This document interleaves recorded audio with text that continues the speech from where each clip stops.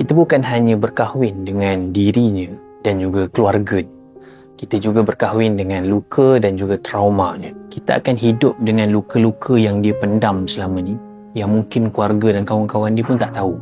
Dan kadang-kadang dia masih segar lagi.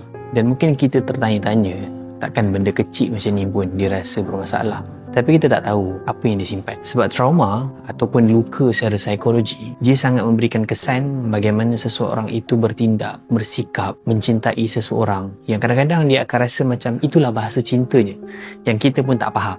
Ataupun mungkin kita ada bahasa cinta kita yang orang lain pun tak faham. Kadang-kadang dia ternampak satu benda, dia sampai boleh trigger benda yang lama. Kita rasa macam benda tu dah lama dah, tapi masa tidak menyembuhkan sepenuhnya. Ia cuma melewatkan respon kita dan rasa sakit terhadap benda yang kita simpan. Kita kena belajar untuk aware dan juga confront dengan benda tu, baru dia boleh sembuh dan baru dia boleh berdepan dengan apa yang telah dia lalu sepanjang hidup dia. Dan dari situ kita akan nampak ada orang dia punya attachment, keterikatan dengan seseorang yang lain tu berbeza-beza. Ada macam-macam style. Ada orang yang dia agak secure, terjaga, dia boleh trust orang. Tapi ada orang yang dia jenis avoidant, dia jenis orang yang senang anxious, kejap-kejap nak kena balas message.